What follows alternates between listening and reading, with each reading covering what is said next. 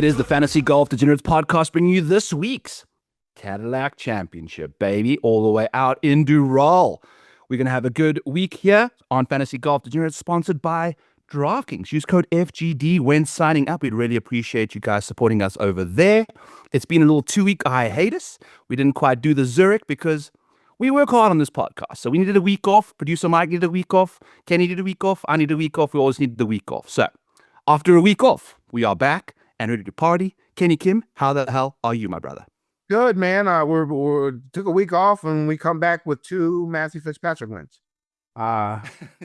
Pretty impressive stuff by Mr. Fitzpatrick. Pretty cool with his brother last week, and then of course his win at the Heritage, beating out Scotty in the playoff. Yeah, it was a nice break. I mean, you need a little week off, and Zurich is perfect. Last year we did it. We did the show last year, and I think I came in like second in the GPP or some shit like that. That's good. At the Zurich. So I hit the winners. Last year. Well, yeah, you had the winner. That's right. And so it came out. It was good. This past week was good. Cash lineup I put out on X, won again. Did not win at the Heritage. That was the first Siggy event where the cash lineup did not get a W, but I think I got like 9 or 10 wins this season, so that's pretty solid. Yeah. No betting. Betting's been sort of downhill trend since the 3 in a row. The 4th week I had a couple guys in the lead on the final day. 5th week I had a guy in the lead on the final day. Heritage I did not. Heritage was not great. And then this past week was not great either. So trying to bounce back on to the betting. Well, we'll see how it goes. We will never forget the drive for 5 being alive, Kenny. That's that wonderful Sunday of the Valero when we had a chance at the drive for 5 being alive was a good time. We're going to channel back to those good vibes at the Valero when old JJ Spahn and the squad came out to play. This week's Cadillac is going to be a fun week. Anything you want to chat? You want to discuss the Heritage, Kenny? You want to just move right into this week's? I guess we had the Chevron, the Chicky Birds doing their thing. Yeah, we had the LIV Golf. Quarter 1, that was cool. I thought Zurich was fun. I know people that hate it, and I think if they got rid of the best ball part and just made it like all alt shot, I think it would be like better. I was actually thinking that they should make it a Siggy event and make it all alt shot, and then have like the top 70, top 100 golfers get to pick their partners, starting with Scheffler at 1 and going in that direction. I don't know, something like that, something to switch it up, because it's that best ball is just it was great. It was crazy seeing the Fitzpatrick shoot 15 under, but I mean, it's just on a course like that, it's just with pros, it's not that fun to watch. Alt shot I could watch every week. That is fun. There's like tangible tension with alt shot.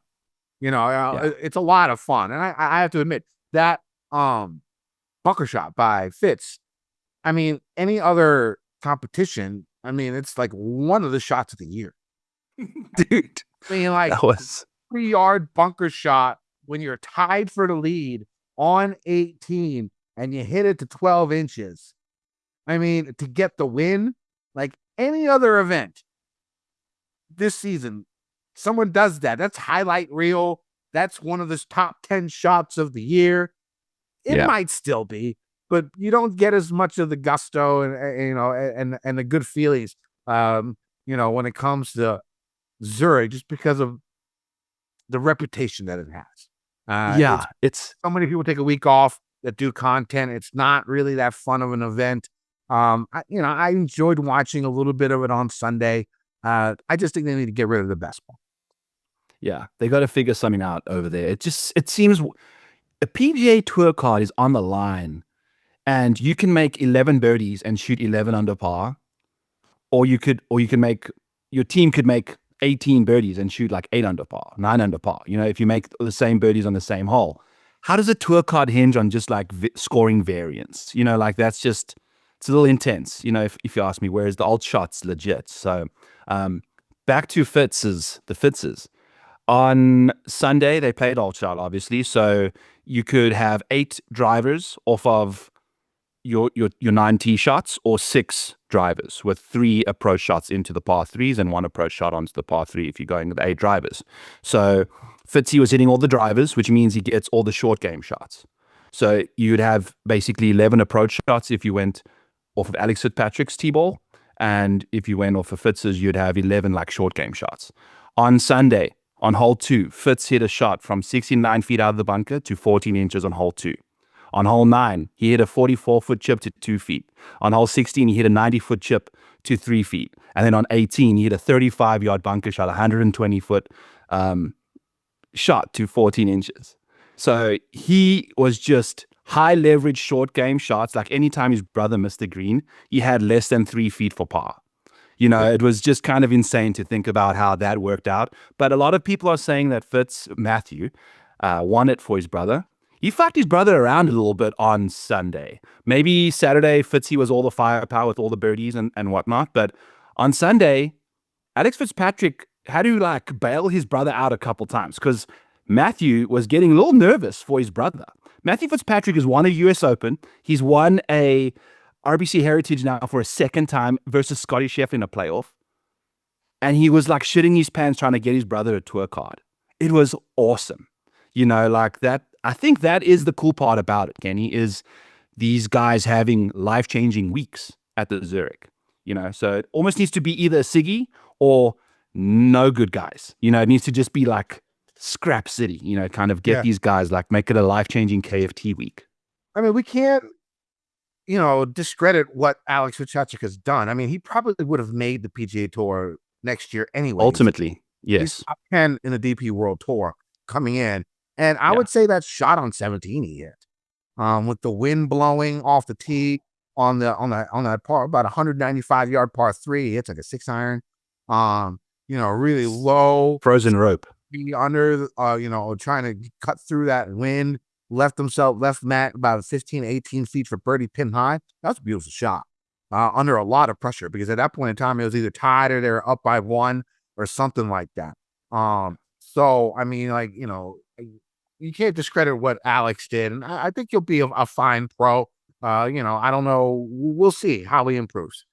Because I mean, you've seen him gradually, you know, get better and better on the DP World Tour, and now that he's playing with the big boys, you know, now that he's got his card, he's set for 2.5 years. Maybe you'll see a little rise from him. He's starting this week.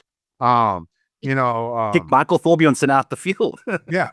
Orbs out of the field. Koepka's, you know, third alternate now. He's probably not going to play. But yeah, pretty cool stuff. You know, we take the week off. Not that big of a deal. It's a weird event. If they go Siggy or something like that or change it up, I think it'll be real cool. But we'll see how that goes. This stretch, Kenny, between the Masters and the PGA Championship it's a mess. It is from a scheduling perspective, it's a mess. The only opportunity you have as a non-signature event participant to play golf is the Zurich. Yeah. Right? Well, I mean, the thing is that Cadillac was added late last year, and this was probably the only place they could have put it. So I don't expect it to be like this again next year. No, I hope not. Know that. Yeah. You know, it was just, you know, they had to appease Trump, I guess. You know, he wanted the course to be played, and it was going to happen. This was the time that they could do it and not fuck up some other event. You know what I'm saying? Yeah. And so they wanted it a Siggy. They got it this year. It's weird. I don't expect it to be like this again next year. So there's something that the players will have to deal with. You know, we got Rory, Oberg, Xander, Patrick all skipping this week, signature event, which is not great. But understandable because of the way the schedule has been laid out. No Scotty or Rory, 1 and 2 on the Masters leaderboard. They will not be playing in a single signature event together between the Masters and the PGA Championship. The next time we see them both playing a PGA Tour event is the PGA Championship. Yep. Like, it's just like Brian Rolap needs to just come in here, and like I'm really ambitious and optimistic about what he's going to do. I've already heard rumors that they're doing 100 with a cut, you know, for signature events next year. I think that would be fun. I think that would. Let's go. You get 100 and make it, even if you made a top 65 and tie still. I would have no problem with that. So I'm pretty sure they're going to make changes. I'm not too worried. I'm not going to bitch and complain about what's happening this year. We got a new guy in charge. Shit's going to change. We'll see how it goes for 2027. Okay. Wow, that's a really optimistic take there, Kenny. In April, I don't think he's dumb. I think he listens to fans. I don't think he's just gonna turn a blind eye, because like no one really wants to see this. Like, I mean, here's the thing: the Siggies are doing well ratings wise, right? But I think they would still do well ratings wise with the cut, and you throw in 20 more golfers. I don't think that's going to affect the ratings, right? Rory's not going to miss many cuts. Scotty's not going to miss cuts. You know what I'm saying? Like, if they miss one, whoop-de-doo. Okay, it happens, and it's stuff to talk about. It just shows the nature of golf and how difficult of a game it is, right? Will the sponsors for that week be pissed? Maybe, but that's something that they're going to have to deal with. And at least they have tournaments to play, unlike LIV. Some news, of course, LIV comes out during this break, and there's all the stuff, the rumors about PIF removing funding, stuff like that. I didn't necessarily 100%, I needed more info, right? Personally, for me, when it first came out, I was like, Yasser does not seem like the guy who would give up, right? Maybe it's guys above him forcing him to do it. If you're a Saudi Arabian leader, you listen to the people above you. I mean, you got to keep your head. You got to keep your head. But and then of course it comes out today that they are canceling, or they're postponing LIV New Orleans, LIV Louisiana, because of funding issues. So it's not looking great for LIV.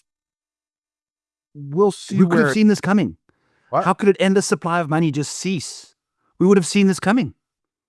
I didn't think it was going to happen, because of the fact that Yasser is a pretty proud dude, and he, this is basically a failure for him. And that's not something that would probably sit well with him. And he controlled the money, for PIF.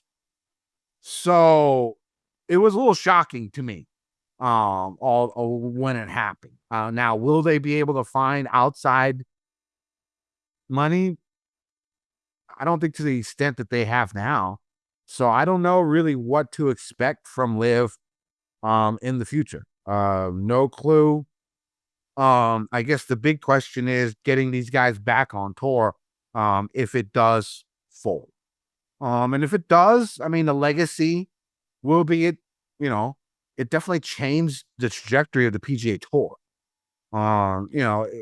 That's the one thing that it could say that LIV did, because, the PGA knew that changes needed to be made. It was stagnant, and, yes, the signature events aren't the best thing in the world from our point of view as degenerate golf, huge fans, but, it seems to be working. The ratings are up. They did, fire 80 people, or something like that, from the PGA Tour. They did some layoffs, but it wasn't like huge. 4% of the workforce for PGA. Yeah.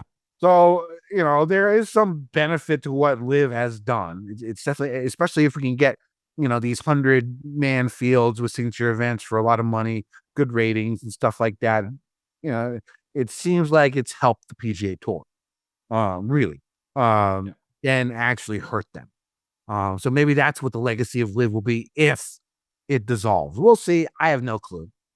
I don't really care too much either. The only thing I want to see is I want to see some of these guys come back, and get to play on the big boy tour, and we'll see how that goes. Do you want to do this another time, or how would you bring them back? Would you do it with like the Brooks thing, where you have just the guys that have won majors, that have either finished top 20 in FedEx Cup? There's ways to like really want back like the Roms, the Brysons. I'd throw Hatton in there. A little bit of Cam Smith, like maybe Neiman. If you, yeah. Right. Yeah. Like those 4 guys, and if you want to let them back the way Brooks did, fine. Let them back. Everyone else, let them do KFT. what Patrick Off Reed's you did. go. Yeah, let them Yeah. do what Patrick Reed's did. Yeah. And then I think that should be fine. I don't have any problem with that. Also, shout out Patrick Reed and Brooks, like way ahead of the curve. Like the boys just knew when to get off the ship, and they didn't even have to walk the plank. They just cannonballed off the side of the ship when there weren't even sharks in the water. So congrats to those 2 guys on reading the room.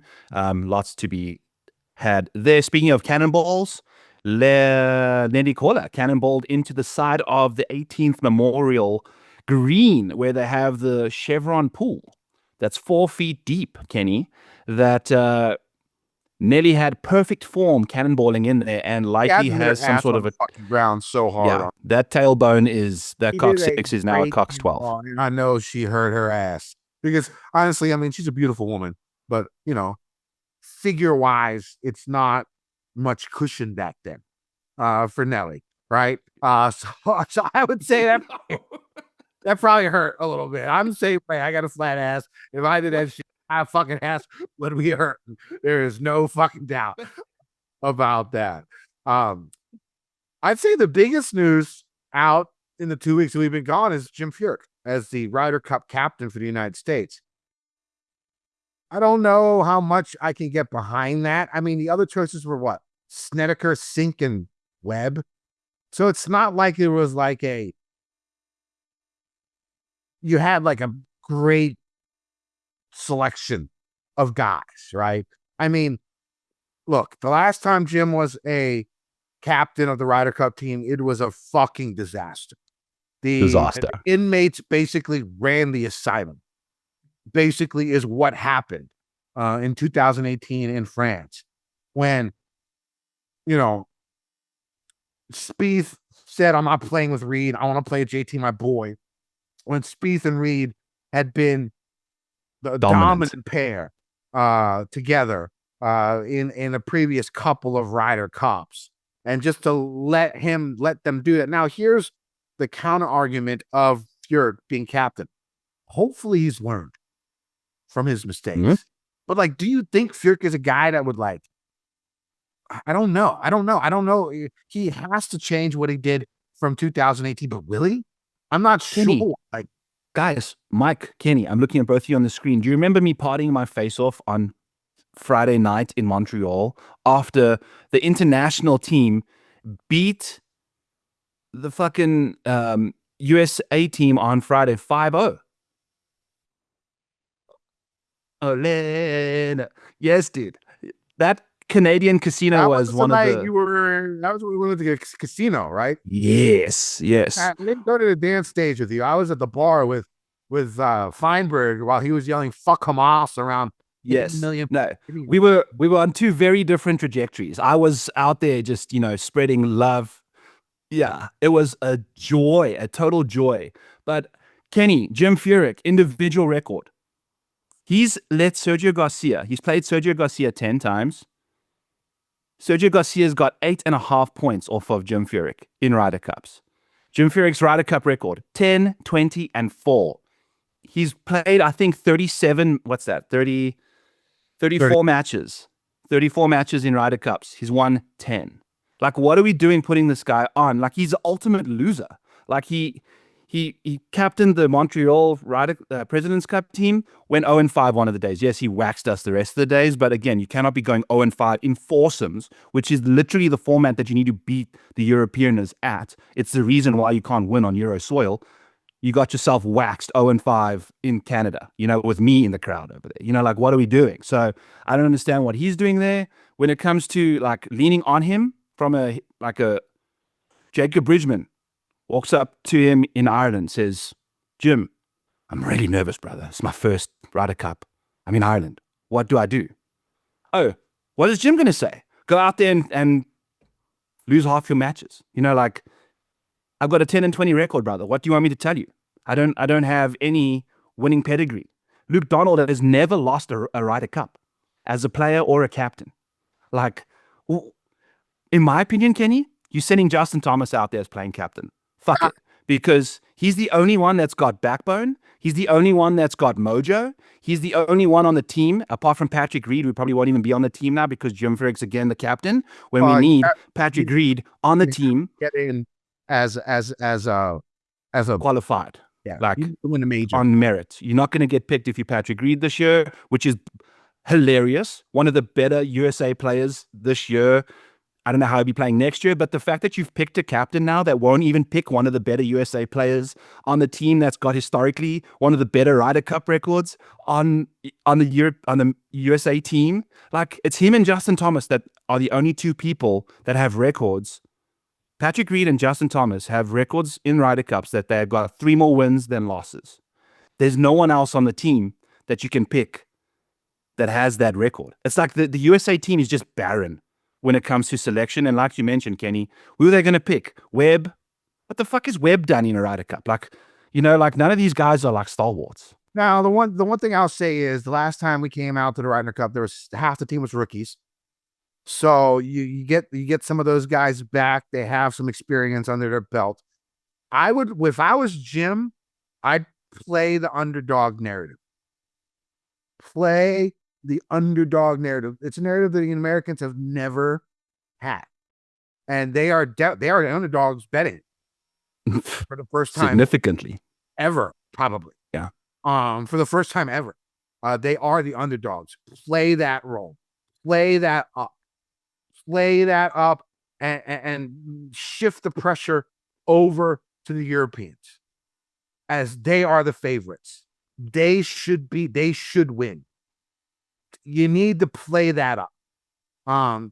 Because I think an American team with an underdog mentality will perform better at the Ryder Cup. It's just a gut feeling, that when it's us against the world, competitors tend to play better, right? When they have that type of feeling. You're right. It brings more camaraderie to a team when you know that you are not expected to win. And you want to show people and prove people wrong. If I was Jim Furyk, I am playing that narrative as much as possible going into this event, and I am looking for help, like real help, in the analytics and the data portion of the reason why the European team, one of the reasons why I think the European team has been so strong is because of Eduardo Molinari and his assistant captain role as the data analyst, who takes all the numbers and matches teams and pairings up based upon, analytics. And I think optimal pairings. Yeah, and I think that's something that needs to be. Now, are you going to be able to teach old dog new tricks? I hope so, and I hope that's what Jim told the guys on the PGA of America when he interviewed for the job.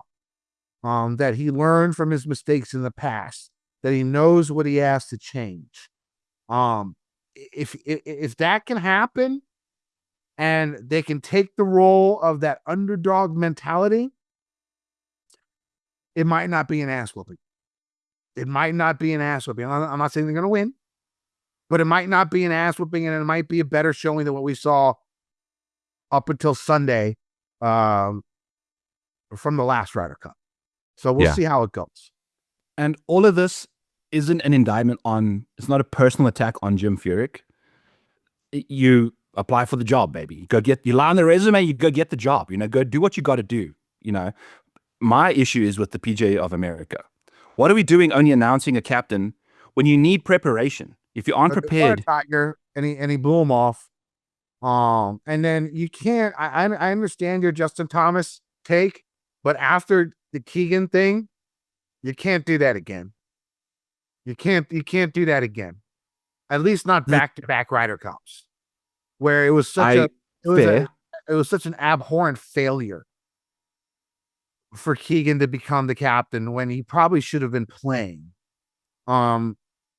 that can't happen again. So that's why I don't think that could work this time.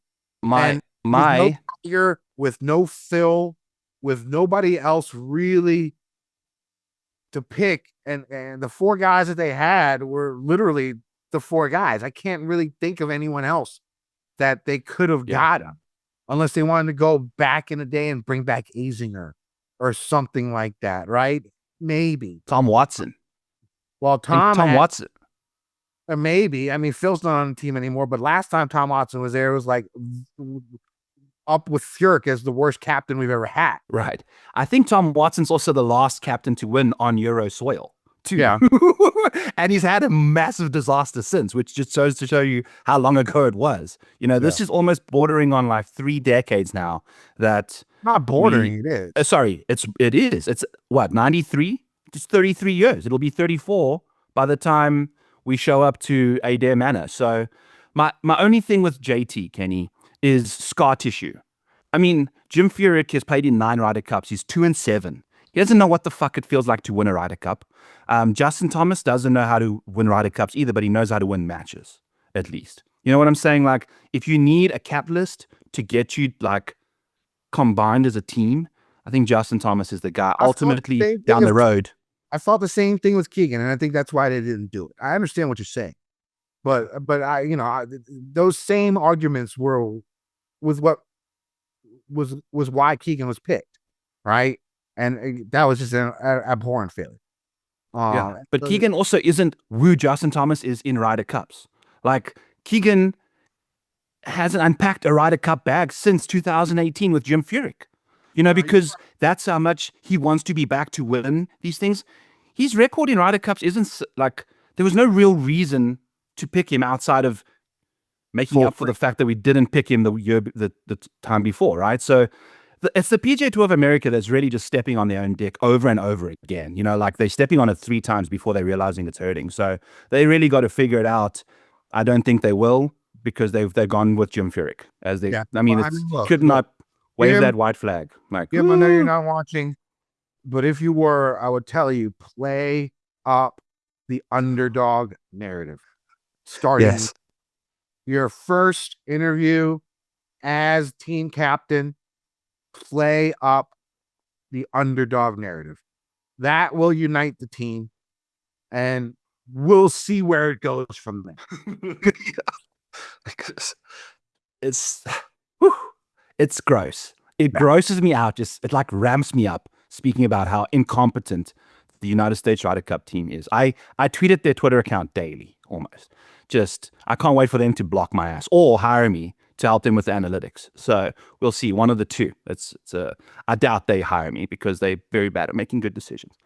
I'm just kidding. Blowing my own dick off here. Anyway, Kenny Kim, talk to us about Doral, the Blue Monster, Trump National, this week at the Cadillac Championship.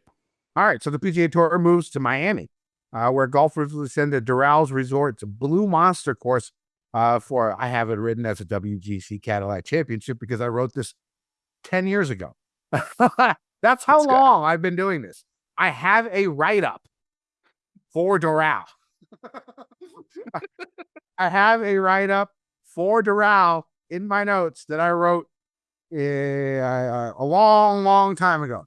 A decade ago. 69. I have some changes, of course, but let's move on. The Blue Monster, Doral, 7,700 yard, par 72, 4 par 3s, 4 par 5s. The par 5s are long. The 4 of them average 610 yards. So the average distance of the par 5s is 610 yards. The par 3s are long. Most of them are over 200 yards. There are also 6 par 4s between 450 and 500 yards. The course is long. Second longest we've played this season behind Torrey South. Now, there was a course redesign in 2013 by Gil Hanse because they played this from like 96 to like 2016. They played here every year. There was a course redesign in 2013. Prior to the redesign, the course was fairly easy. We'd see winning scores minus 18, minus 20, minus 19, and stuff like that. Then there was a redesign. Once the redesign happened in 2014, 15, and 16, it played as the third hardest course on tour in 2014. I think if the winning score is like -4. The seventh hardest course in 2015, I think the winning score is like -7. Yeah. And then I think the 11th hardest course on tour in 2016, and the winning score is -11. It's also been played twice on LIV. The winning scores were -6 and a -11 on 54 holes when they did this. So, looking at anything before 2014, course history or stats or, how the course played, probably useless for here. And not a lot of people playing then are playing now either. So yeah. So that's just something to think about. Now, off the tee, golfers are going to see narrow tree-lined fairways that are very difficult to hit. From 2014 to 2016, around 50 to 55% of drives saw the fairway from the tee, from off the tee, well below tour average. And tour average like 63, 66, something like that. If golfers miss off the tee, which they will, they're going to have to deal with strategically placed bunkers, thickest rough, and water everywhere. Water is about on at least 2/3 of the holes. It makes sense. It's called the Blue Monster, right? The roughest pure Bermuda will be about 3 inches tall. The greens use Bermuda grass and are average in size and slightly above average in speed, about 11.5 on the stimp. Most greens slope heavily from back to front and have a lot of mounds and undulations, making hitting the ball below the hole key. The greens are also surrounded by bunkers, water, false fronts, mown off areas. Personally, wind is going to be a big, if it's windy, this is going to be an exceptionally hard course. If we see 20-mile-per-hour winds or above all week, I don't know if we'll see double-digit under par. What we're seeing right now, the first 3 days are fairly calm. Morning real calm, wind picks up just a little bit in the afternoon, typical Florida weather, right? Sunday looks fun, 20 to 30 mile per hour winds is something that I'm seeing that I saw on Sunday for gusts and stuff like that. So we'll see if that is the case. It looks like there's rain in the forecast as well. Yep. Lightning bolts. Yeah. Thursday, rain. Little bit of rain. So that could soften the course up, making the course even longer. Personally for me, what I'll be looking at for golfers this week is they need to be good off the tee. They can either be long, but if they're long, because I don't think it's going for the longer hitters. I don't think it's not thinking and just grab the driver every hole. I don't think for the longer hitters, I don't think it's going to be like that. I think for the longer hitters, for some of these holes where there's a lot of danger, they might club down to a 3-wood or something like that, or a mini driver to try and get them a little bit more accuracy, right? So I think you either need to be long, or I think you need to be extremely accurate off the tee, because I think you're going to have an advantage if you're accurate off the tee with the driver, because you're going to be hitting the driver. You're going to be hitting at 300 yards, right? Same as the longer guys, when they club down, they'll hit at 300 yards with a mini driver, with a 3-wood. So I think when it comes to driving and off the tee, I think short guys are still alive. They just got to be accurate, and they have to be good with their long irons. I think you're going to see a lot. I mean, just from the par 4s, that's 3, right? Over 200 yards that you're going to be having with an approach of over 200 yards. The other one's like 1 something. So it's going to be like between 175 and 200, right? And then you have the par 3s, the par 5s. 1 or 2 of them, they're going to try and reach, right? That's going to be over 200 yards again. So that's 5 right there. And then you got 6 holes, 450 to 500. So at least a couple of those, you're going to be hitting 175 and above, right? For the shorter, so for some of the shorter guys, you're going to be hitting close to 200, all right? If it's like a 498-yard par 5, like a couple of these are, right? Or par 4, like a couple of these are. So strokes gained off the tee, good mid to long iron play. You're going to miss greens, especially if it's windy. Solid short game. I think those are 3 key ingredients you need this week. Personally, is what I'm looking at. Byron, what are you looking at in golf this week? Yeah, Kenny. Love the write-up from a decade ago. Shout out to you just being in the space for an eternity. That's truly a gangster move.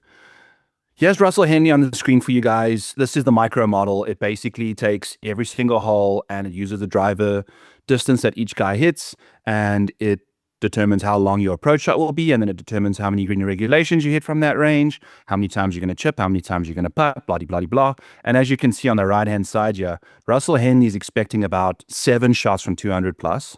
Yep. 3 of them are coming definitely from the fairway on par 3s. The other 4 coming from the various par 5s, maybe a couple par 4s here and there. Then he's got 6 shots from 150 to 200. So 13 of his 18 shots are coming from 150 and out for Henley. If you scroll up to like Scotty Scheffler, he's got 11 of them coming from 150 and out, a couple more inside 150 because he's a little longer than Henley. So you'll see how that works out for them there. But again, heavy intensity on the long iron side of things. I also took a look, Kenny, at LIV Golf at Doral. This is in the micro, the Model Maniac Patreon. I've got all the stuff in the research station over here. So this is 2025's leaderboard. Everybody that was top 20. I pulled up the correlations for us over here so you can see, okay, what's going on in this department. When it comes to putting and approach play, this is a typical situation that you typically see. Guys that win tournaments or play well in tournaments putt well, and they also hit their irons well. But you don't typically see off the tee numbers this close to approach play. Like the ball striking numbers in 2025, the correlation was insanely high. If you take a look at just the leaderboard over here, you can see Mark Leishman. He gained over two strokes per round ball striking. These are averages per round that you're seeing on the screen. If you take a look at Leish, he was insanely impressive. All of these guys at the top of the board, heavy strokes gained ball striking. You can see who's this man? Harold Varner, last strokes short game, but still finished 7th because he just did the Harold Varner thing, hitting the living piss out of it. If we take a look at, you can just filter by the strokes gained ball striking. You can see all 6 of the top ball strikers were inside the top 10 on LIV. It's a pretty simple situation. I guess there are only a couple guys on LIV, but you never know what's going on. 2024 leaderboard on LIV, the ball striking numbers for correlations even higher. It was a truly incredible week for ball strikers with the correlation of 0.84. That is like really high, with the approach and off the tee gaining like tons. So what's interesting to me, Kenny, is this year in 2024, distance and accuracy were pretty similar. Accuracy actually had a higher correlation to success than distance. Whereas if you take a look at 2025, it was a little different. Distance was key in 2025 when it was -6. Winning score. 2025 was the -11 winning score. Mark Leishman won at -6 in 2024, right? I have it actually pulled up for us, I believe. Because one of those was really windy. Yeah, 2025 Mark Leishman -6. The one was really windy. Yeah. I don't think we'll expect that this week. So I think we can probably expect a little closer to 2024, where if you take a look at 2024's leaderboard, if you filter by distance, are your distance guys Matthew Wolff, Dean Burmester, John Rahm, Bryson DeChambeau, Walco Neiman. The top 5 in driving distance all finished top 10. So you can literally just filter by driving distance and see, okay, this is the way this world works. So hitting your irons well, for me, that's one of the most important things I would say. So let's dive into the boxes that I'm checking this week, going from here. Diving into the micro model, diving into the Maniac model. We're going all over the place here as I'm scooting around and messing around on the keyboard here. Okay, so the 6 boxes we're looking for, friends. Hell scoring. Maybe we can make it hard scoring as well. Hellish scoring is when scoring averages are over par. If we take a look at what they got up to in 2024, the scoring average is still over par, 72.1. So this is LIV. It's not a signature event, so we could probably expect with conditions the same to be a little lower. So maybe we'll go to hard as well, but I think hell scoring conditions are perfectly fine. The micro model, I just showed you guys what that was. We're going to be using those rankings to check a box. We're also just going to be looking at strokes gained over the last 12, 8, 2026 and 2026 strokes gained. Then we're just looking for driving distance. All I'm looking for, Kenny, I'm not necessarily looking for accurate drivers. If someone's a very good ball striker that doesn't have a lot of distance, I'm in. But I'm also just looking for guys that have tons of distance off the tee, further down the board. You'll look for guys like that down there. And then your total finish rates, I need wins, top fives, and top tens from you in order to figure that out, this total over here.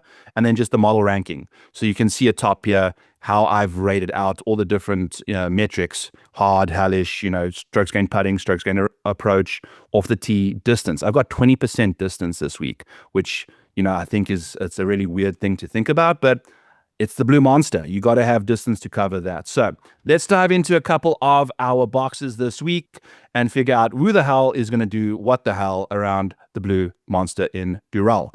The first box we have is hellish scoring conditions. If we filter on these guys, Scotty Scheffler in hellish conditions gains 1.3 strokes more than Tommy Fleetwood, who is second in strokes gained total on hellish conditions. It's just in a different world of his own. Obviously, Scotty's iron's not the greatest this year.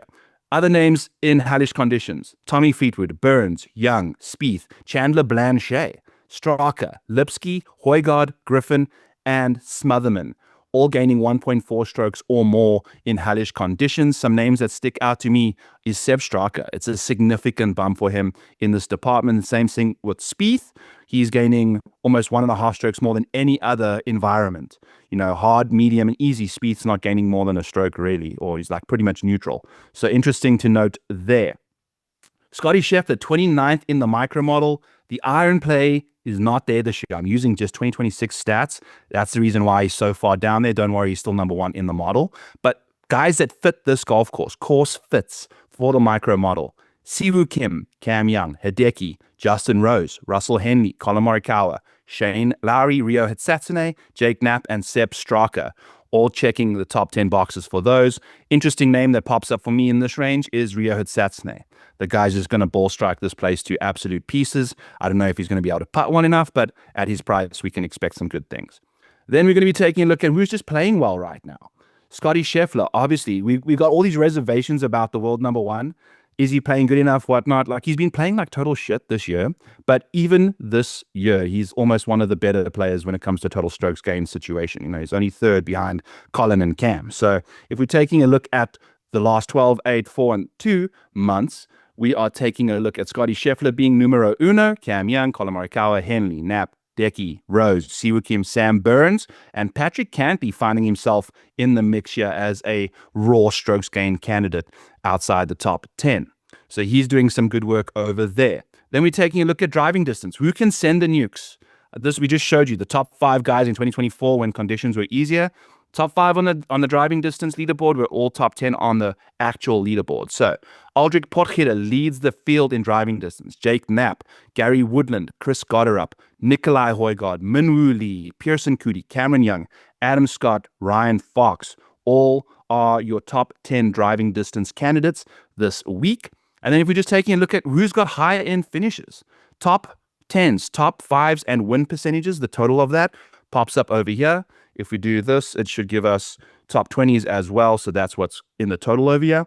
We've got Scotty, Fleetwood, Young, Henley, Knapp, Griffin, Straka, Gotterup, Burns, Siwoo Kim as your top 10 guys for top end finishes in this department. As you can see, Chris Gotterup still kind of lacking on the top 5 side of things over the last 12 months. He's still trying to catch up, but that's taking a hot minute because this is the last 12 months.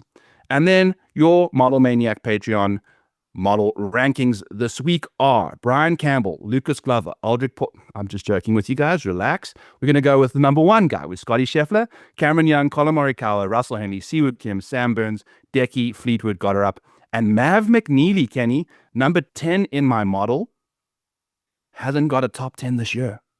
Kind of crazy to think about. So beware. This might even be a look ahead feature, which I haven't told Mike about the reeling in thing, but maybe that might, who knows? We'll see how it goes. But before we get there, let's hear a quick word from our sponsor. Sports are heating up across MLB, NBA, and NHL, and there's no better place to get in on the action than DraftKings Daily Fantasy, the ultimate destination for sports fans. Right now, our partners at DraftKings are giving new DraftKings customers a shot at a share of millions in prizes. Just make a deposit of $5 or more, and you'll get 3 tickets to play free, one each for an MLB, NBA, and NHL contest. It's simple to play. Build your lineup while staying under the salary cap, then sit back and watch your players rack up points. Every home run, every buzzer beater, every game-winning goal. It all adds to the excitement. New DraftKings customers download the DraftKings Daily Fantasy app and enter promo code FGB to get 3 tickets, one each for MLB, NBA, and NHL contest, with a minimum $5 deposit to take your shot at a share of millions in prizes. So download the DraftKings Daily Fantasy app and get in the game today. In partnership with DraftKings, the crown is yours. Gambling problem? Call 1-800-GAMBLER. New York, call 8778-HOPE-NY or text HOPE-NY. Connecticut, call 888-789-7777 or visit ccpg.org.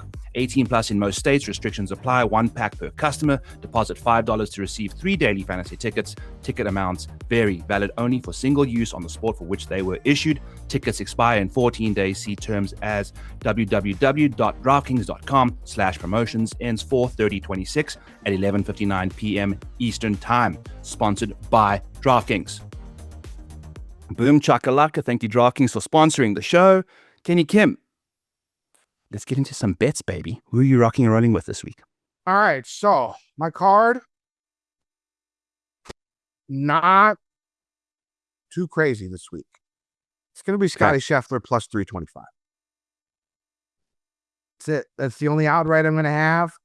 I'm going Scotty. Your whole bankroll. No, not my whole bankroll. Enough to win what I normally would, because there's a couple of extra bets just to make this week a little bit more fun than just Scotty. So, but Scotty, like you said, his iron game hasn't been that great, but the last two times he's come out, he's looked good. He's averaging over 3 strokes total, gained on the field in his last 8 rounds. He's back-to-back runner-ups. First on a course that's, first on the Masters, one of the longer courses, that you're going to get, one of the more difficult courses you're going to get. Then the next week at Heritage, short positional track where he target golf, and this guy comes out and gets runner-up for both, right? I really like it when golfers play well, especially elite golfers, can fare well in many different types of venues, especially on a back-to-back type weeks, right? To me, that's impressive. Scotty's just impressive overall. If you look at it, he is by far the best on long courses. I think Rick Gaiman posted this earlier today. Since 2021, the last 5 years on courses more than 7,400 yards.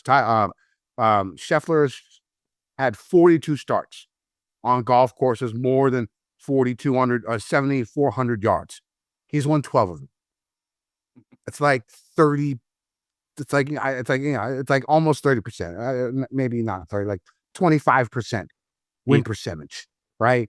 He has 32 top 10s in those 42 events on courses over 7,400 yards. He is gaining 2.4 strokes on the field total on those. That's almost double. Like you said, you're talking about double the next person, which is Colin Morikawa. Who for total strokes gained. He's going to win again soon. I think it's going to happen this week. I'm going to just make it simple. I'm betting Scotty. I don't do it often. Now the good thing is I think I've done it like twice before, as he's been a favorite since 2022, probably, right? So in like the 4 years I've bet him, or maybe 3 years I've bet him twice as a favorite. It's never won. I bet Ben Griffin as a favorite once. He's won. I've bet Rory as a favorite twice. He's won twice, right? The only person that I've bet as a favorite that hasn't won is Scotty. So maybe I'm doing the golf betting rule the favor. I don't know, but I'm going to go ahead and I'm going to bet Scotty. And I feel so comfortable in a Scotty win that I'm also going to do straight forecasts with him. If you're unfamiliar with straight forecasts, it's who finishes first and second in order. So I'm going to bet Scotty plus 320. And then I got 4 straight forecast bets. Scotty and Cam Young, 1 and 2, 50-1, right? Cam, form is there.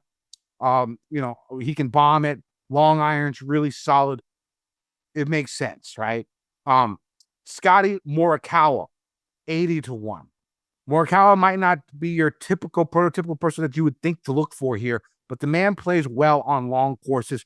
He's had an extra week of recovery for his back. He's playing out of his mind. The best form he's had in the last 2 years, since his last major, like in a long time. This is the best form he's had. For at least for like a 2 months span. He's been excellent. So I'm going to go ahead and go Scotty Morikawa, 80-1. Scotty Hovland, 90-1. Victor, I'm hoping people forget that, he was basically in the lead at the Heritage after the first 2 rounds and then had fucking shit the bed on Saturday and Sunday. But that solid gain is there. And one of these days it's going to happen for 4 rounds. He has been one of the best on long courses. Like he's gaining like almost, I think, close to 2 strokes on courses that are like exceptionally long, like over 7,500 yards on the field. He won Memorial, right? Extra long course. He's very, very good. I think when it comes to Gaiman's rankings of strokes gained total in the last 5 years on courses over 7,400 yards, Victor Hovland ranks 5th, gaining 0.95 strokes a round. So I'm going to go ahead.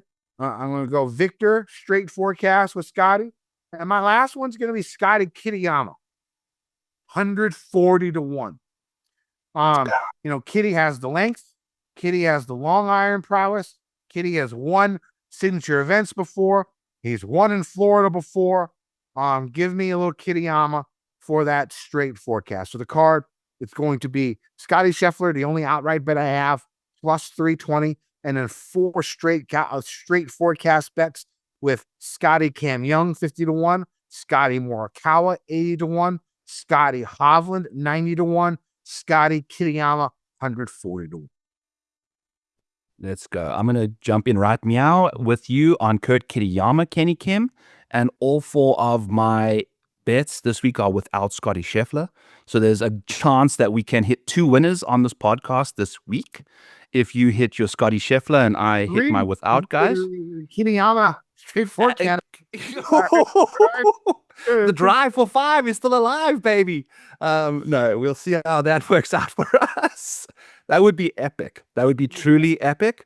If Kurt Kitayama comes through 41-1, betting 0.2 units on that to win 8.2. If Kurt Kitayama wins this thing with Scotty Scheffler, finishes second to Scotty Scheffler, essentially, without ties. Ties will obviously hurt you significantly in the without Scotty Scheffler market, so beware of that. I do have a top 5 bet on Kurt Kitayama at plus 750 as well. So I'll be looking top 5s, ties paid in full at DraftKings, the best numbers out there objectively. I don't just say that. I will not say that when it's not true. I can say that now because it's true. So go check out DraftKings top 5 numbers. I'll be honest. That's one of the main reasons why I went Scotty. Like the numbers are so bad. Like these signature events numbers are so bad. And I have to go, like for me, I have to go 3 places to get the juice. I mean, like these numbers are so bad. And that's why it was and also you think about it, probably the 4 biggest competitors of Scotty aren't playing. Yeah. Right? Yeah. You can make an argument that Rory's definitely one, but Rory, Xander, Fitzpatrick, and Oberg are the 4 best ball strikers outside of Scotty and Cam Young, and they're not playing. Yeah. It just makes so much sense for Scotty this week.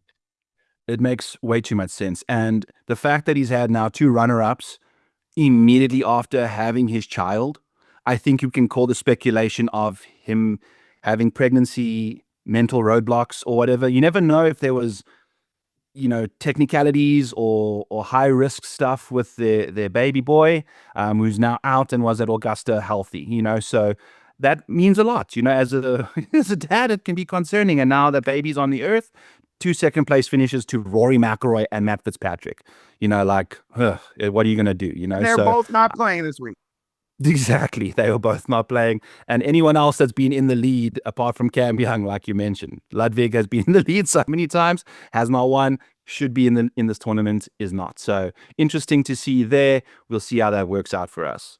Next up for me, the chef, the man that can cook. Nuke the drivers. The iron plays figured itself out. Minwoo Lee at 33-1, betting 0.2 units on him. Also going to be betting him at top 5 at plus 630 on DraftKings. Tiers betting full, 0.3 units on that. So Minwoo Lee, top 10 in the field in driving distance. I think that makes tons of sense. If you take a look at Minwoo Lee's strokes gained approach from 200 plus, remember, Scotty Scheffers have 7 of those this week. Minwoo Lee, 9th in the field in strokes gained approach from 200 plus. So he's top 10 in distance, top 10 in approach play from 200 and out, and he's putting, he can putt to win tournaments any given week. He's very, very good there. Again, around the green play, not as an important metric for me this week, considering the conditions going to be a little calmer. I think we're going to see higher green regulation rates than we did in 2025 for LIV Miami. So Minwoo Lee, just, being a good putter this week helps a lot. And his form has been sensational. I mean, he just finished 3rd at Houston, which I think is another good comp course. Some comp courses that we've just recently played, Houston and API and Riviera. Those are going to be like 3 venues that have been recent form and compy in a weird way. So if you've played well at those courses this year, I like you a lot. And Minwoo Lee, obviously 3rd and had a win last year at Houston. So lots to like about Minwoo Lee in that department. Next up for us, we're going to be going with Gary Woodland at 65-1. Going to be betting him 0.1 units in that department, 11-1 to top 5, Tiers betting full, betting 0.2 units on that. If you take a look at what Gary Woodland's got up to, 8th at the RBC Heritage. It's not a Gary Woodland golf course whatsoever. Winner at Houston. Like the last 4 starts for Gary Woodland, 14th win, 33rd and 8th. He's been playing fantastic golf. 3rd in the field in driving distance. We know what he can do around these long, heavy golf courses. The iron play is coming in. Top 15 in strokes gained putting in this field. I'd prefer him on non-Bermuda grass, but I'll take him in this department. So we'll see what Gary Woodland can do at a bet of 65-1 without Scotty Scheffler. I felt like that was a very solid number. Gary Woodland's number out there is actually one of the better I've seen. And then this week's Lindeque ladder bet of the week is going to be Aldrich Potgieter. If you're just going with Aldrich, I always mention him. If you find a golf course that's going to be 7,400 yards and longer, you can bet your dad's bank account that I'll be talking about Aldrich Potgieter at a golf course, like this, where his odds are 175-1 without Scotty Scheffler. I will take that all day. If we're taking a look at Aldrich Potgieter's top 5 number, 26-1 to top 5. We just had a top 5 at the Genesis Invitational at Riviera, right? Another long golf course where long irons can really come into play. We've seen him knock those long irons on par 5s to 5 feet for eagle. That's what he's going to get up to this week with the long iron play. Aldrich Potgieter, by the way, people, is number 2 in strokes gained from 200 plus out of the fairway. He's a very, very good long iron player, and about half of your shots are coming from that range. He's the longest driver in the field. Now, lots of water. We saw him completely melt down at the API. It is what it is, but 170-1. Like you're betting 0.1 unit, it is what it is. Top 5, you bet 0.1 unit to win 2.6 at 26-1, and then I'm betting 3 units on his top 10. Because if you take a look at what Aldrich gets up to when he's playing good golf, it is something of a monstrosity. He is inside the top 10, 17% of the time in the last 12 months. He's inside the top 30, 26% of the time. So it's basically whenever he's finishing top 30, it's a top 10. There's certain courses that he just plays really well at, and his upside is really good at those venues. So I'll be betting him top 10. His top 20 rate is the exact same as his top 10 rate. He finishes top 20 17% of the time, finishes top 10 17% of the time. So he is someone that I'll be looking at for high upside situation here. This is a big week for Aldrich. Obviously a great course fit. So he's my boy. Aldrich Potgieter, 170-1 to win without Scotty Scheffler. Kurt Kitayama, 41-1 to win without Scotty Scheffler. Minwoo Lee, 33-1 without Scheffler. Gary Woodland, 65-1 without Scotty Scheffler. And then I'm waiting on a couple more books to drop some placement bets out there. But at DraftKings, you can find Cameron Young at, I think, plus 130 for a top 10. Cameron Young finishes inside the top 10 at a 55% clip. He's 2nd in this field in my model ranking. It's a perfect golf course fit. Top 10 for Cam Young. I can't quite get to him at 12-1 without Scotty Scheffler. on this card, but I'm going to lay a full fucking unit on the top 10 bet because he's finished inside the top 10 in 4 of his last 5 starts. This is a golf course that I just love for Cam Young. So let's see what Cam Young can do. By the way, he's the only person that checks all 6 boxes this week, which for you, hellish scoring, micro model, strokes gained over the last 12, driving distance, total finish rates, and model ranking. He's top 10 in all 6 of those boxes, which to check those boxes, you got to be top 10 in a 70-man field. So lost to like from Cam Young. Let's see what he can do. Obviously, $10,200 in the DK, Blood, Sweat, and DFS tiers. Kenny Kim, we've got 2 guys in the $10,000 range. Scotty Scheffler at $13,600, which is a little lower than I expected, to be honest with you. And then Cameron Young. Especially without Rory and all those guys. No Ludwig, no Rory, no Xander. Like, what are we doing at 13.6 when just a couple weeks ago we were sitting in the 14s with those guys in the field? So there's a chance he's priced fairly. You know, like we can actually take advantage of Scotty Scheffler at this price tag if you can find the right guys in the $6,000 range, because typically you got to play Scotty Scheffler plus 2 7Ks and 3 6Ks, or Scotty Scheffler and a really cheap 8K, 7K, and 3 6Ks. You know, like you got to go bottom of the barrel when you're playing Scotty Scheffler at his current price tag. It's a signature event. Maybe we can find some gems in the $6,000 range. We'll get there when we get there. But for now, let's chat about the 10K range. Kenny, what are we doing? Yeah, I'm going to play both of them. I'm going to have 1 Scotty lineup and probably 2 Cam Young lineups. It's probably how I'm going to go. I'm going to start all my 3 GPP lineups with these 2 guys. That's just the way I'm going to go about it. It's not that hard to do that, especially Cam being 10-2.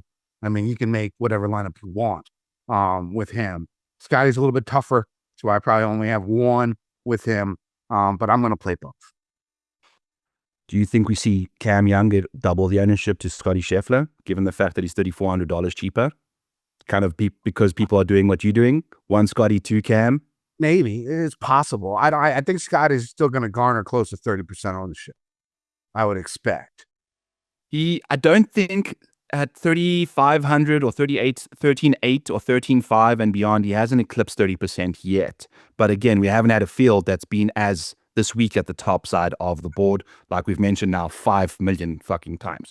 So if you guys aren't aware that those guys are not playing, Matt Fitzpatrick's, no, I'm just joking. Okay. Anyway, in the 9K range, Kenny, Russell Henley, Colin Morikawa, Tommy Fleetwood, Knapp, Cantley, Chris Goddard, Siwoo Kim, Sam Burns, and Hideki, who's your mama, all in the $9,000 range. What are we doing here? Yeah, Morikawa is going to be my first cash game cornerstone. He's actually, like I said earlier, he's second best behind Scheffler on courses over 7,400 yards in the last 5 years. His lack of length doesn't really hurt him. I think he'll get a little bit more pop now. I figure the back should be good to go by now. I'm not worried about it. He played through it for 2 weeks. Having a week off, you would expect it to be better now. And, you know, long iron plays good. The form is good. Pretty easy click. It was either I tried a Cam Young Morikawa, but there were just I don't want to delve too deep into the 6K range.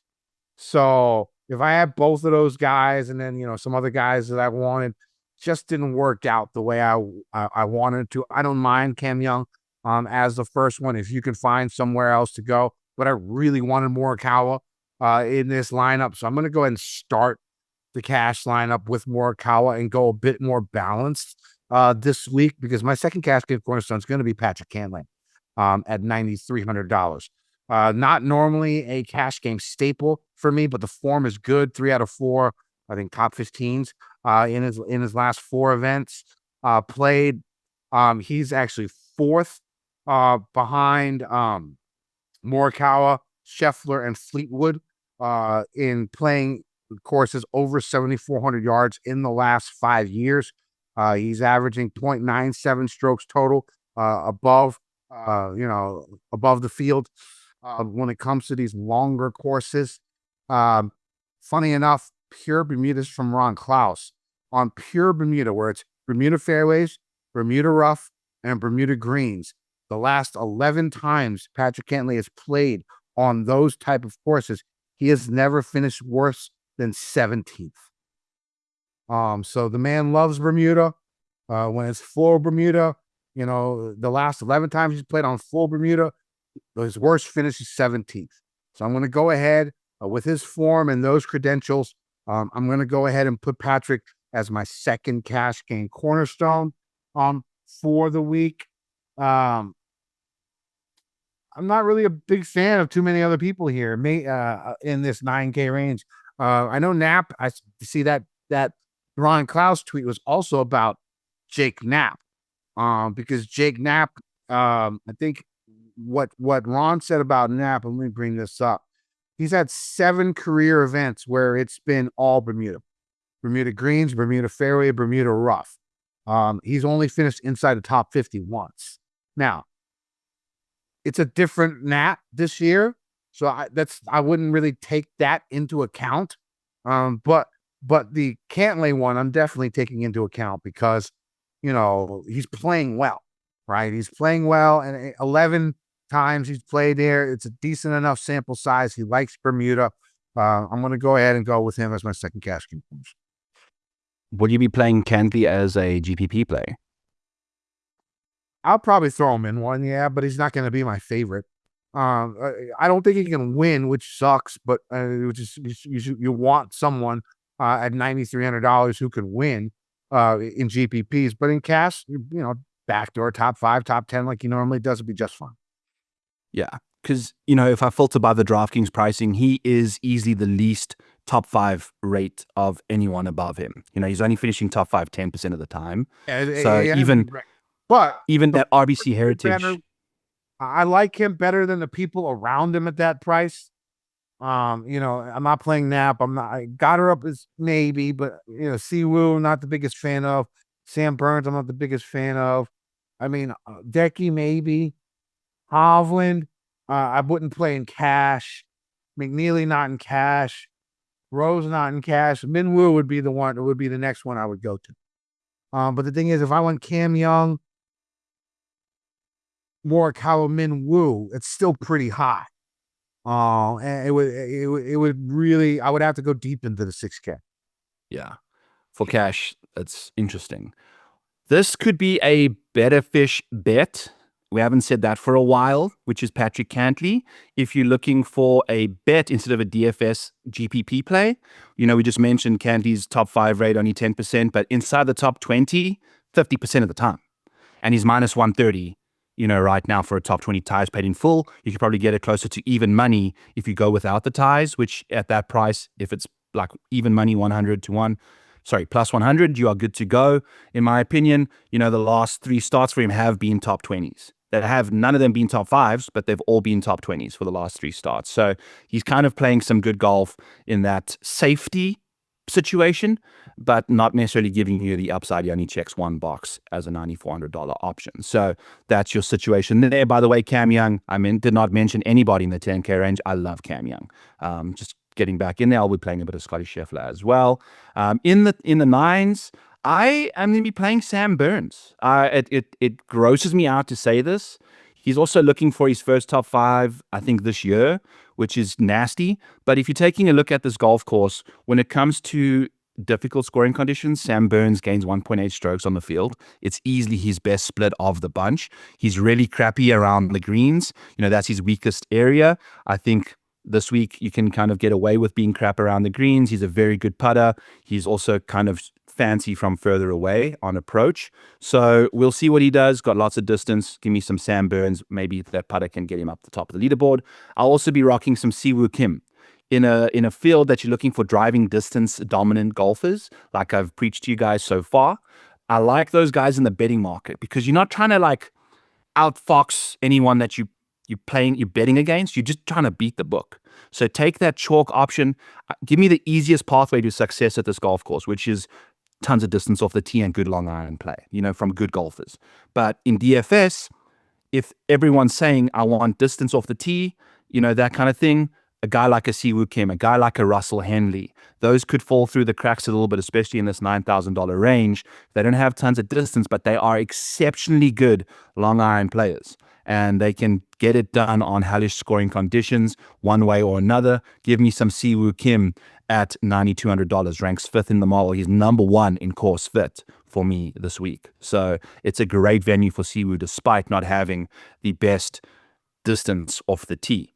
Then another name that I'm going to be looking at as well is Jake Knapp at $9,500. I understand the Ron Class thing. My ex-co-host can suck it this week. $9,500, Jake Knapp.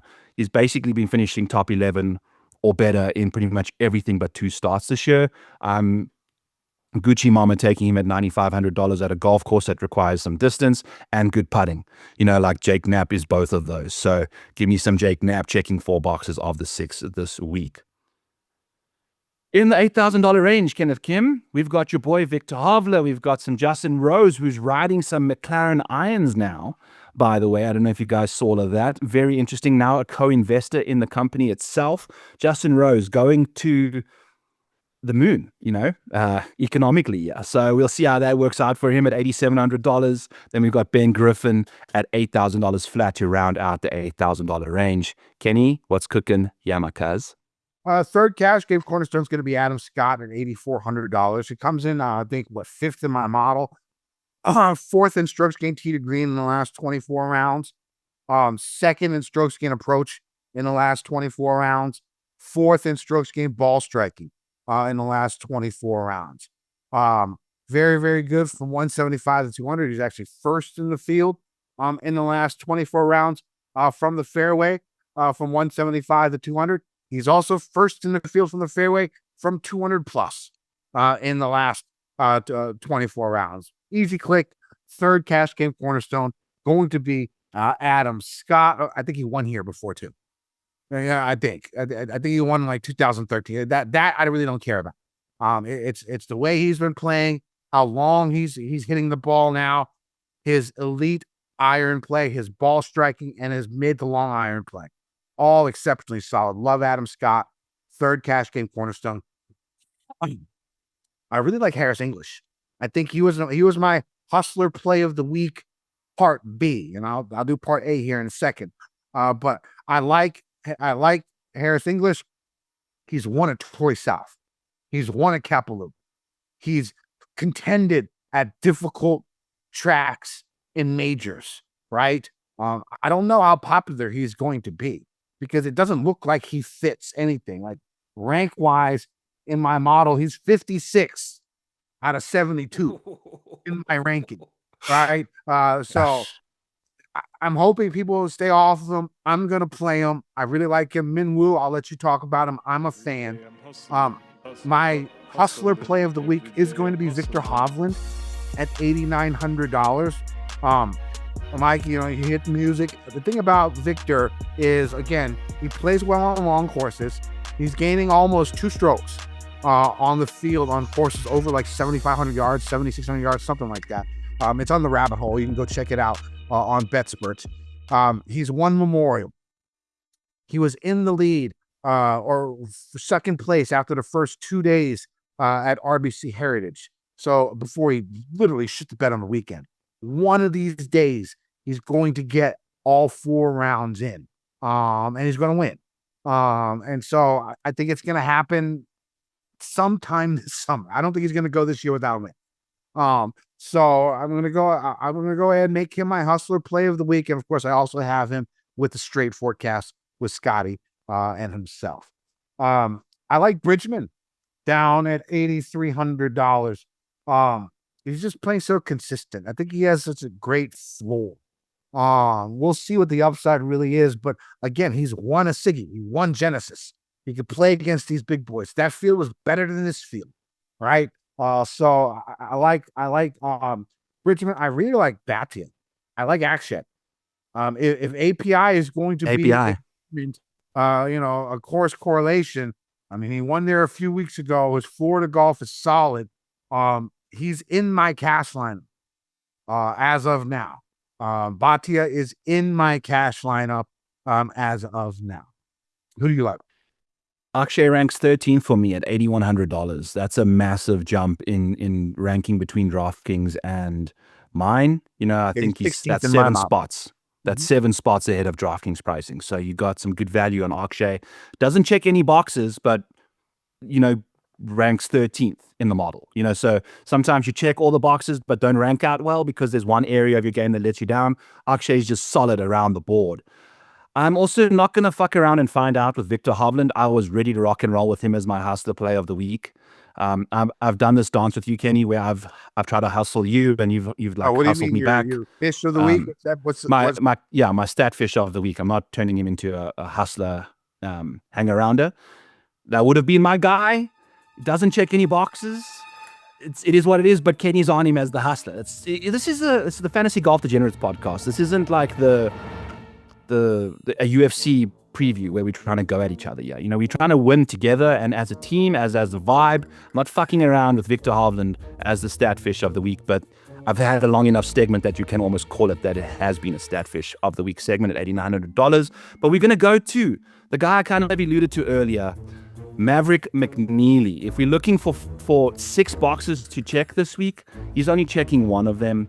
It's only the power ranking. It's the top 10 in the model. He doesn't check any of the other 5 metrics. The only thing he does well is an overall game. I just mentioned to you earlier, he's 10th in the model. He's $8,800. He's one of the top ranked golfers in the world. He's only finishing inside the top 5 at an 8% clip. He's only finishing inside the top 10 at a 13% clip. Then it jumps all the way to 38% for top 20. So if you're also looking for Mav for a top 20 bet, maybe that's where you want to be going in that department. I will be fading him in DFS. When you want to ship a GPP, you need all 6 of your guys to basically finish top 10, especially in a 70-man field. So Maverick McNeely, with his best finish in the last little while being a 13th place, is just not going to cut it for me. I love the consistency. I love the floor. You can find him probably in the betting market at a really nice number. DFS-wise, I need upside from you, my friend. I'm sorry I can't take you at $8,800. If your name isn't Maverick McNeely, you're not going to be on my player pool this week. I will not be playing Victor Hovland, but I will not be taking him on as the STATFISH of the week. Maverick McNeely is your STATFISH of the week. Don't be caught out by his fake upside this week at the Cadillac. Speaking of the Cadillac, McLaren man, Justin Rose, I'll take him at $8,700. He's actually a sneaky good long iron player. Just finished 3rd at the Masters, 13th at the Players. He's starting to find his groove. Anytime someone changes their equipment, it's either good or it's bad. I doubt he's going to play the same, so like, fuck it. Maybe he plays well, maybe he plays badly. I won't be playing a lot of him, but I'll be playing a little bit of Justin Rose. Obviously, Minwoo Lee makes tons of sense on this golf course. He's been playing fantastic golf. We've got a 2nd, a 6th, and a 3rd in his last 10 weeks of golf. Lost to like from Minwoo, tons of distance off the tee, all of that stuff. Same thing goes with Adam Scott, like you mentioned, Kenny. Makes lots of sense given his distance and ball striking. Harris English, API. If you think about what people do well at API, Harris English always shows up at the Arnold Palmer Invitational. He just dominates these difficult golf courses. He drives the ball so well. Harris English is actually a very underrated driver of the golf ball. If you take a look at him, he's been driving it very, very nicely, despite not having elite distance. But someone that you mentioned at the beginning of the year, Kenny, that I was very bullish on, and you said got married with flamingos and monkeys hanging around him. When a flamingo and a monkey is as close to you as your best man at your wedding, 2026 season for golf isn't necessarily going to be the greatest. And Ben Griffin showed up to the Sony Open and had his season best finish, which was a 19th place. And it's his only top 20 on the year. Ben Griffin in 2025 had more runner-up finishes to Scotty Scheffler than he did top 20s in 2026 this year so far. Finished 2nd to Scotty Scheffler twice last year. If Scheffler doesn't play, Ben Griffin has 5 wins in 2025. Gets married, has his 6th win, and ends his game. It's been atrocious. But we did see some form after 3 straight missed cuts at the Arnold Palmer, the Players, and the Valspar. We've had some better finishes lately, and Ben Griffin is a very good long iron player. Very, very good long iron player. This week you get a chance to flex the shit out of those 200-plus irons. So let's see what Ben Griffin can do at $8,000 flat. I'd expect him to be quite low owned. 36th in the model. This is a maniac play. This isn't a model play. In my model. Yeah, it's gross. The course fit is 56th. Ugh, a lot of the long-term metrics are helping Ben Griffin at least stay top side of this model, but I'm a short-term guy. Yeah, short term is not looking good whatsoever. The iron play has been bad, driver's been bad, but you never know. This is GPPs. You're trying to find an angle. Long term, if Ben Griffin plays well at a long ass golf course, would you be shocked? No. Also, if he misses the cut at a no cut event, I would also not be shocked either somehow, just because the wife called him off the course or something. Anyway, moving into the $7,000 range, we've got a man by the name of Sepp Straka at the top, $7,900, followed by some Nikolai Højgaard, Kurt Kitayama. At the bottom of this range, we've got some Rio Hatsasane, and shout out to the guys in the comments here. Sudushin Yalamaraju, apparently Kenny was butchering his name last time we were on the air, and it was triggering whoever was in the comments. Shout out to you guys for hitting in the comments. Hit the like, hit the subscribe. By the way, when you are in the comments, let us know who's going to win this week. The first person to let us know who's going to win this tournament will be getting a free month in the Model Maniac Patreon. Congrats to Ilani. If I just say Ilani, you should know exactly where you are because there's no other variations of that name. You were the only person to choose Nat Fitzpatrick at the RBC Heritage. Congrats. Free month in the Model Maniac Patreon. Reach out to me on X. Reach out to me in the comments. If you don't have X, we will hook you up, get you involved, plug into the Model Maniac Discord. I might just pull you in through the lobby if there's no other way to get you in there. Whew. $7,000 range, Kenny. What you doing over here? I'd imagine you've got a lot of names you like since you're not a big fan of the 6Ks this week. Kitayama and Straka, definitely two guys I'm going to play. Straka with his long iron play. He's done it before at Siggy events. He doesn't mind the long courses. Didn't he win Bay Hill? Or am I thinking of some other tournament? I know he's won the Amex. Did he win the Truest? Was it the Truest? Was that the one he won? I know he won some Philadelphia Cricket Club. He's a very good long iron player. It doesn't matter, the success. It's the same, except he hits a little bit farther off the tee. Both with good long iron play. I like both those guys. I like Shane. I'm gonna play Lowry. Florida, difficult course. Yeah, give me a little bit of Shane Lowry. At 7,600. Gary Woodland's gonna be my final cash game cornerstone. You talked about him. Makes sense with his length off the tee. I like the fact that, he's winning a driver heavy course, and then 2 weeks later, he's finishing top 10 at a positional course. I really love seeing that from golfers. To me, that speaks that their game is in, overdrive. They're playing to where they should expect to be playing, where it doesn't matter the course, doesn't matter the length, doesn't matter what type of golf you're playing in that week. You're still going to go out and you're going to do your thing and do well. And Gary seems like he's in that mode.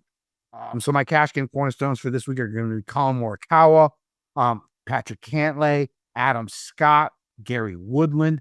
Bhatia is in my lineup, and Corey Connors. I'll just go into the high 6K. Corey Connors is going to be in my cash lineup. I like him at $6,900. I like both Canadians, actually.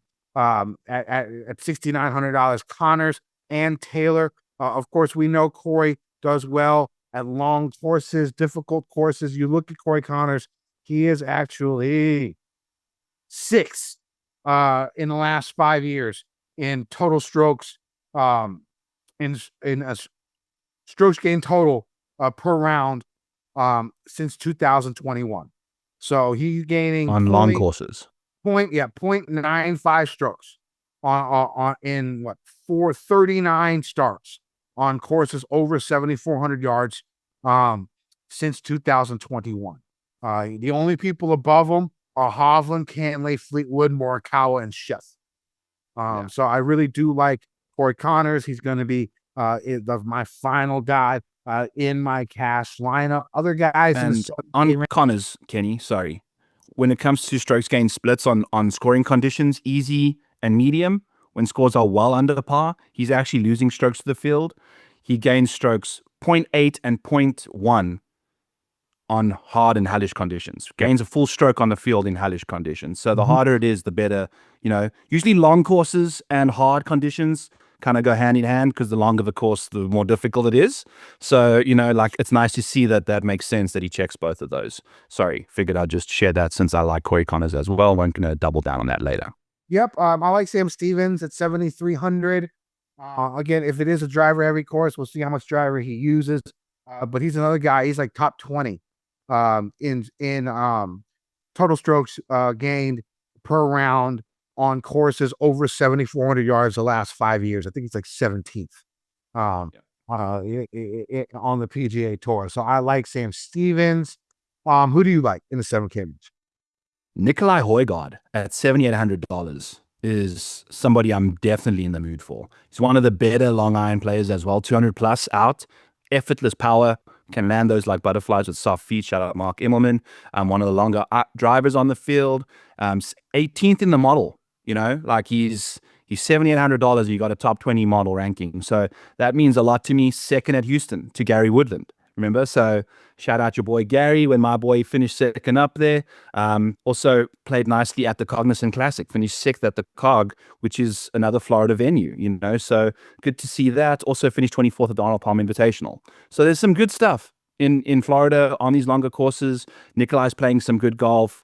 Hasn't been the greatest since the Masters and Heritage, but again, a week off. Let's see what he can do for us. I like Nikolai. Sepp Straka, I like him a lot. Like Gary, like Shane.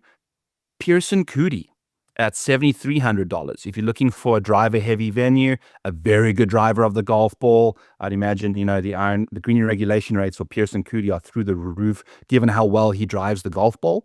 Obviously, you know, you can hit a lot more greens if you're in the fairway. He does that, and he hits it a million miles down the fairway. Started off the season pretty nicely and then had a bit of a rough stretch from Arnold Palmer through the Houston, but a nice 16th place finish at the RBC Heritage is something that I'm looking forward to from the $7,300 KFT rookie. Returner, not a rookie. I think he's been on the, I don't know, whatever. Rio Hatsune at $7,000, 19th in the model, checks the one box this week. I think it comes in the micro model rank, so that's a fantastic course fit. I remember speaking about him when we were going through all of that. You can see how nicely he fits this golf course with the ball striking metrics. Distance isn't necessarily his biggest friend, but he hits fairways, he hits greens, and he can chip his face off. So an 8th place at the Valero, a 13th at the Players, a 30th at the Valspar. For someone that's $7,000, give me all of him in that department. I'm in a big way. Finally, Daniel Berger at $7,100. Doesn't check a lot of boxes, checks 0 boxes actually, but the last time he finished inside the top 10 was the Arnold Palmer Invitational, which he lost to Akshay Bhatia in a playoff. Similar kind of a golf course, right? Another Florida venue. Daniel Berger putts significantly better on Bermuda grass. This is a very Bermuda-heavy golf course. We did not see, I think, was the Arnold Palmer Invitational overseeded with Rye, Kenny? Yes. The rough? You know, so this is truly the first like Bermuda rough venue that we'll be having. All of the other fake Florida venues were overseeded with Rye. That's not true Bermuda. You know, it's not going to be nearly as significant. Daniel Berger grew up in Florida. This is what he does. He plays fantastic golf on these venues. So $7,100 Daniel Berger, I think, could be a sneaky option given his pedigree from far. Also very good long iron player as well. Can get it out there when he's feeling in the mood. Since you jumped into the $6,000 range, I've got a couple names that I'll mention as we get into the bottom of them. But Ryan Fox checks one box, and he finished 7th at the Genesis Invitational, 24th at the Arnold Palmer Invitational, and then 16th last week. I put my money on Ryan Fox after pushing out some crystals through his pee hole a couple weeks before playing the freaking Valero or the Masters or the Houston or whatever the hell he was, but he missed the Players because of kidney stones. He started to finally show some form again after 2 miscuts since that surgery. I think he had surgery literally to remove them. So good to see him with a 16th at the Heritage 2 weeks ago. Matt McCarty starting to find some form at $6,800. He's had 2 consecutive top 25s at the Masters and the Heritage, so we'll see what he can do. And then my boy Aldrich Potgieter at $6,300. Obviously going to be playing him a little bit at a golf course like this with the heavy long iron stuff. I will let you go over a couple names, as I'm sure you're going to mention somebody by the name of Oscar Smotherman. No Smotherman. The 2 Canadians up top, definitely Nick Taylor, Corey Connors. I like Jordan Smith.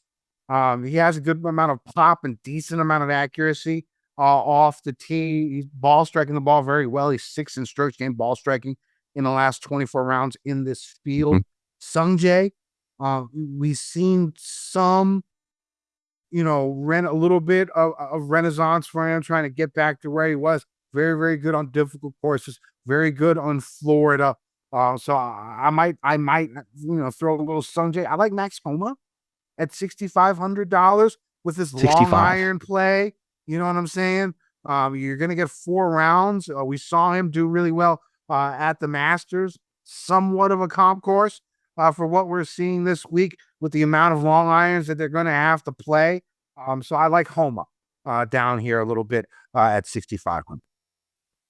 Yeah, it makes a lot of sense. It's really interesting, though, how Max Homa, being one of the guys that's really struggled in majors, has now turned the Masters into like a happy hunting ground to keep his tour card, basically. I think he's now had 3 consecutive top 12s at the Masters. And if you think about how Max Homa's been playing the last little while, it's like as good as these glasses. It's like skew as shit, like nothing is going right for the man. So to see that happen, we'll see. I don't know if he's going to bring it this week, but you never know what happens. When it comes to Smotherman, Kenny, I think he's the best long iron player in the field from 200 plus from the fairway. Like he's just dialed the fuck in right now. And I love that at this golf course at $6,300. We'll see what he can do in that department. Some other names down at the bottom, $6,100. Chandler Blanchet. Been showing some form. He's just doing his thing. He's free. He's $6,100. He checks. He's 47th in the model of 72 people. So that's a good sign to see there. And then David Lipsky. His first 8 cuts as a pro. Then finished runner-up in Puerto Rico. And then had 18th at the Valspar. And then that was enough to get him into a Siggy. At the Heritage, he finished 33rd. And that got him into another Siggy. So double down. Roll that shit over, Chandler. Let's go. In a row, and then in 2 events you get to go play Siggies. So it's not like out of the question for these guys to get in the event. Yeah, exactly. You got to take advantage of the opportunities you get. Puerto Rico, another great comp. Just kidding. I have no idea how that translates to a venue like this, but he still finished second at a PGA Tour event. So we'll see. David Lipsky, just a random $6,000 guy that if he makes $1 million putts somehow, he'll take care of business. It's a lot of fairways. He's 53rd in the model. He's $6,000 flat. Let's see what happens there. We'll be playing him like one lineup, basically, but still like him a little bit. One and Done Streets, Kenny Kim. It's a signature event. I believe there's $3.6 million up for grabs. I hit Matt Fitzpatrick at the RBC Heritage, so I'm in the money in one and done for Mayo. I'm way out. This is the first time I could ever say that. I'm rocking now. So I'm feeling myself. I'm going Scotty. Scotty? Yeah, Scotty and Mayo. Slider Cup, I'm not sure, but definitely going Scotty. I got to save Scotty and Xander for the playoffs in Slider. Because the playoffs are so like the tournament, the FedEx Cup Championship is like the Tour Championship's like 12-time multiply. Yeah. So, that makes sense. All right. Cameron Young for me. I went with Fitz at RBC. I really like Cameron Young. He almost was number 1 in the model with Scotty Scheffler in the field. the guy's balling out. Scotty's third in the model for me. Yeah. I have Cam Young and Morikawa 1, 2. Yeah. If you're using short-term metrics, that's going to be the case, unfortunately. So we'll see how it works, but I like Cameron Young. I need to see Scotty's irons really start to fire before I burn that ticket on him. I need to just see the iron play really come together and let jabronis like you burn him before. I'm just kidding. He's going to win this week. That's why I went without Scotty Scheffler in the betting market this week at the Model Maniac Patreon. Use code Cadillac. Is there 2 L's in Cadillac? Let's just go with CAD. Yes. CAD 26. Yes. Okay.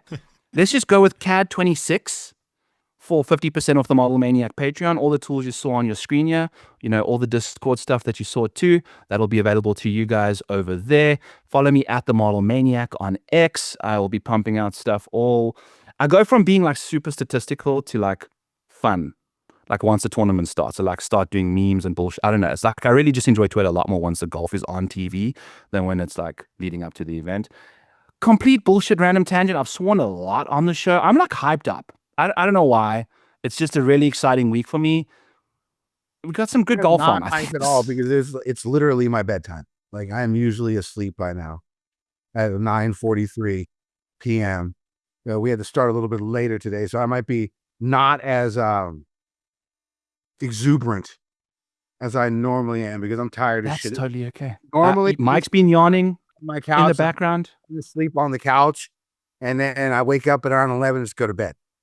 So this is past my bedtime right now. So let's not do this again. Starting at 8, but you can find me on X at KendoVT. I post some stupid stuff. The funniest thing, I had a post this past week that was like the first time I ever gotten like 4 million views, and it was a freaking WWE tweet, which is just strange to me. But hey, I made like $175 from it in these 2 weeks, so I'm cool with that. It's basically a night out on that one tweet, so that worked out.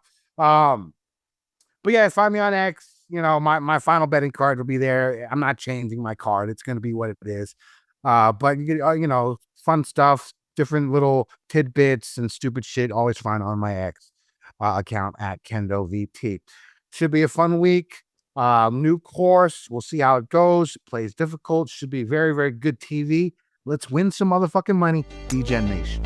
I've been getting dirty money, Jordan Belfort. Stacking penny stocks while I'm flipping these birds. Sipping on Ciroc, trip 'em up with the words.